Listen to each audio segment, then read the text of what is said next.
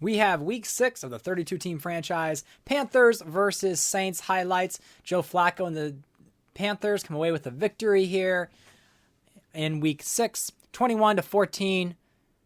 4-2 Panthers and the 3-3 Saints. T.Y. Hilton there on the touchdown grab. Then we got the New York Giants taking on the Philadelphia Eagles. Anyways, whatever. Same team, same city.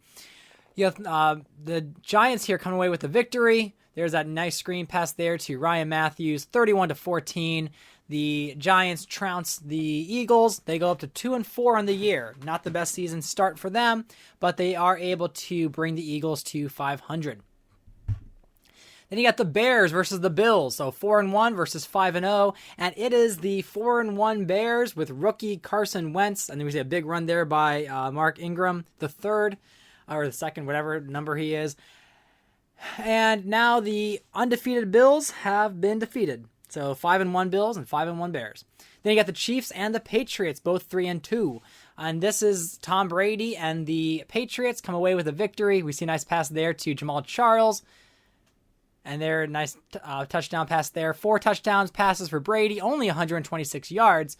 But the Patriots are able to ascend to 4-2 in a very tough AFC East division. Then you got the Ravens versus the Titans. So we were trying to see if Aaron Rodgers is able to bounce back here, and they are unable to. And right here you see the fumble forced there by Gerard Mayo. 28-20, Geno Smith and the Ravens get a 4-2 record now in the year. The Titans with Rodgers fall 2-4. Then you have the Atlanta Falcons taking on the Detroit Lions. So Lions with Tannehill, Falcons with Jimmy Garoppolo. But Tannehill gets injured, so Colt McCoy comes in, and Colt McCoy completes that touchdown pass to the veteran running back Reggie Bush, who has faced many injuries, like season-ending injuries, like 2 back-to-back seasons, but the veteran is able to make something of it. And then we've got the last highlight here, the Los Angeles Rams versus the Dallas Cowboys. Cowboys undefeated, and they remain undefeated, going 6-0 on the year, defeating the Super Bowl defending champion Los Angeles Rams. We'll get to more updates here in Week 6. And now for the rest of Week 6, we see the Bengals, the Browns, the Cardinals, and the Colts are all on a bye week. But we had the Bears over the Bills. We had the Dallas over the Rams. We have the Minnesota Vikings versus the New York Jets. So 41-34. The Vikings move up to 4-2, and the Jets fall to 4-2. So we see 3 touchdowns there by Doug Martin. Big game for him. Alex Smith had 95 yards rushing there. We have the Panthers over the Saints. I think we saw some of those highlights there. We see Braxton Miller trying to get a pass there, and he was 1 of 2 for 0 yards. I don't think he had any rushes, but he did have 51 receiving yards. We had Los Angeles Chargers just pummeling the Tampa Bay Buccaneers. We see Goff only with 1 touchdown. But it was the running game by Foster with 1 touchdown, 104 yards. Jerick McKinnon, 39, 2 touchdowns. I'm trying to remember if there was a defensive one. Yes, there was a pick 6 that was monumental for them, and there was a kick return touchdown for the Chargers. So 45 points for the Chargers over the Buccaneers. Good victory for them. Near the end, we just threw Landry Jones in there, went 3 of 9 for 59 yards. Then we got the Packers versus the Commanders, 35-17. This is Gilbert, who was 1-2. As what happened was, it was a close game where Phillip Rivers threw a pick, and at that point, I decided, you know what, we're going to give the rookie Paxton Lynch a chance to play this out after another turnover by Rivers, and Lynch went 210 yards, 15-17, 4 touchdowns, 1 pick. It did help to have Melvin Gordon III with 149 yards rushing, but this was the debut, not the first start, but the debut of Paxton Lynch. And after this performance, Paxton Lynch is going to be the starter for the remainder of the season, unless he gets hurt, over Phillip Rivers. Cody Kessler got a few passes there near the end because they were just getting blown out.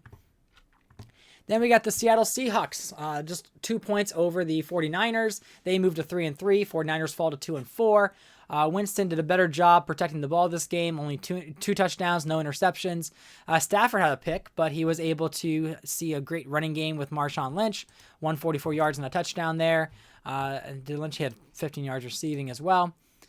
Giants versus Eagles. I think you saw the game before. Bridgewater taking care of the ball, but just not coming away with enough points.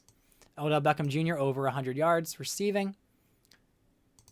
We saw this where Tannehill started the game, but McCoy ended the game, went 4-11, but was able to come away with a victory. So it was a tough game, not really high scoring for either team. Then you get the Steelers bouncing back. They were 1-4, and after a 21-0 victory over the Jaguars, we see the Steelers moving up one more game with a win. Gurley and Howard working together as a dual back. Ben Roethlisberger got hurt for a little bit. Then Mettenberger came in, but then Roethlisberger finished the game out. Osweiler, we'll see if we continue with Osweiler. I mean, he's not having a bad season. We got 858 yards, 10 touchdowns, 5 picks. Only problem is they're still losing. They're only 2-4. So we have to see, does the 4th round pick, Dak Prescott, end up getting a chance to start, or if I decide to keep sticking with Brock Osweiler, the veteran. Because again, he's a 4th round pick, Dak Prescott. So it's not like he's demanding playtime. But we'll see. I might give it a few more games and see where Jacksonville stands. Then we got Miami just pummeling the Texans. We got 38-21. Vic trying to keep up, but just can't. He did run for 104 yards, but that was not enough. Then we had Denver defeating the Raiders. So the Raiders fall 0-6 on the year. We got Matt Forte with only 15 yards rushing, pretty bad. Matt Ryan did run one in for a touchdown. We had Bradshaw, 119 yards rushing, so good for him. Gordon with 94 yards. We look at the news. Not much here, but I'll give you a moment there if you want to read what the headlines were. Top performers is definitely Paxton Lynch, which is why he's the cover of the video. 4 touchdowns in his debut with 210 yards. Fantastic. I didn't expect that from him, but things were just working great. We see Jordan Cameron getting 3 touchdowns, 3 of those 4 touchdowns. So Jordan Cameron, the tight end, he was X Factor. I think he went to Superstar or fell back to Superstar, but he's one of the better tight ends in the league, and that was a surprise. Let's see. Rookies, definitely Lynch. Wentz had a good game. Elliott had a good game, 137 yards, 1 touchdown.